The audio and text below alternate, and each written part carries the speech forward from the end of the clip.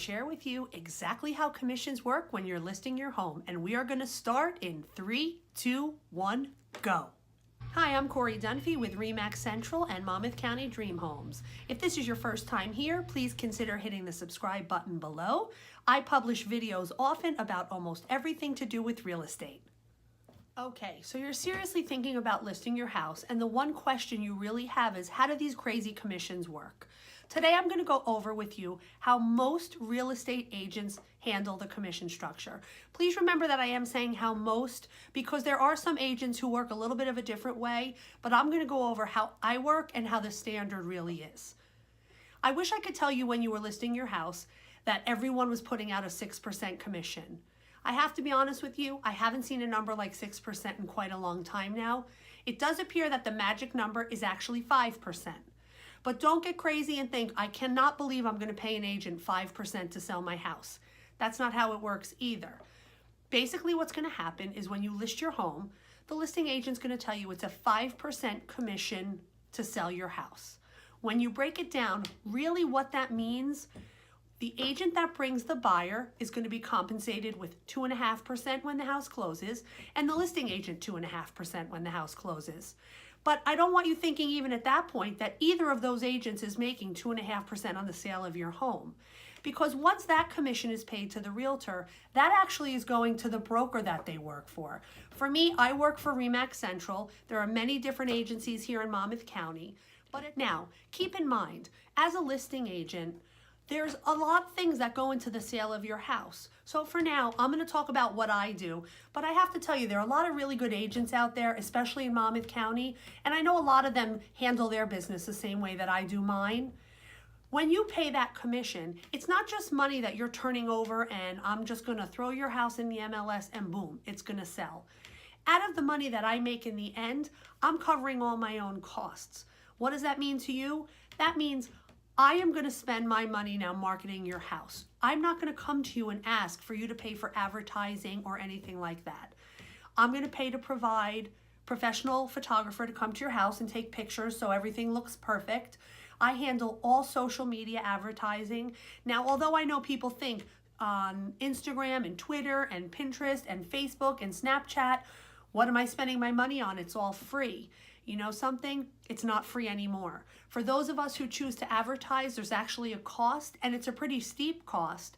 But I justify making those payments because social media has really helped me sell many of my houses. Another thing that I would like to ask you to consider, there is absolutely no upfront cost to you to list your home. What do I mean by that? If you call me in to list your home, yes, we sign a listing agreement and there are legal obligations that we have to each other. However, I'm not asking you for any money up front. I am taking a listing on your home because I'm assuming that your house is going to sell. So all the money that I pay up front for advertising, marketing, pictures, that's all at a cost to me. Assume your house doesn't sell or you don't get the price that you wanted and you say, forget it, I'm not leaving. That's a cost that an agent takes on completely, and that's a loss. At no time will you then get a bill from myself or really any other agent that I know in our area and says, you owe me $800 for all the advertising. Another important thing to keep in mind, and this is a lot about how I work personally. I do know there are other agents who feel the same way I do. If we get together on day one and we have a great relationship and we're excited to work together, but then it comes time to the point of actually pricing your home, and you want to list your home at $475. But after all the research I've done and the historical data and what's going on in the neighborhood, I don't think this house is going to sell for over $410. But you are dead set that not only do you want to list it at your price of $475, you're really not willing to take any less. I have to tell you, at that point, I'm probably going to shake your hand, wish you the absolute best of luck, but walk away from the listing.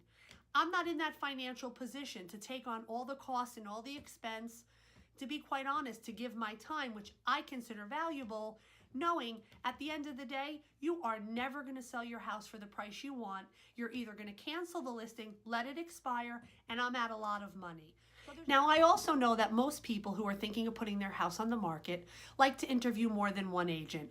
I understand that. People want 2 or 3, they want opinions, they want to see personalities. And remember the saying, you get what you pay for. I don't like when people assume that an agent who's charging so much less and an agent who's charging an actual commission, they're going to do the same amount of work. I haven't seen that happen that often. I'm sure there's exceptions, but I'm not the type of agent who's going to get your listing, you're going to sign some papers, and I'm going to throw it in the MLS. It's not that easy. Sometimes there is a lot of time and effort in getting your house marketed properly and getting it to sell. So when you're thinking about the difference between a commission and a 1% here or there, be sure you ask them, what are you going to do to sell my house? What are you including in your commission? There's nothing wrong with you questioning us and asking us to justify why you're paying us. And I have no problem telling. I give 110% to my clients.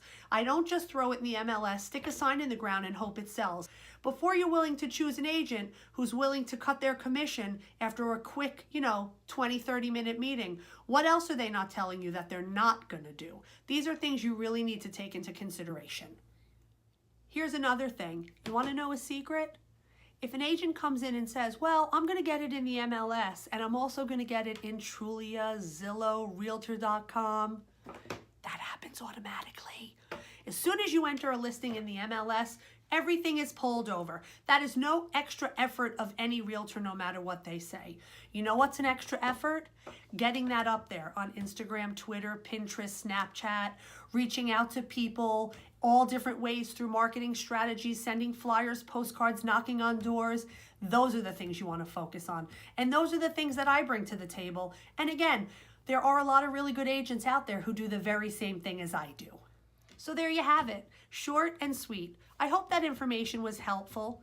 My name is Cori Dunphy. I'm a full-time realtor with RE/MAX Central and Monmouth County Dream Homes. If you have any questions at all about buying a home, selling a home, or just about anything that has to do with real estate, feel free to reach out to me. I'm always available for emails, texts. You can always check out my website, which is www.monmouthcountydreamhomes.com. Thank you so much for stopping by. I'll see you on the next one.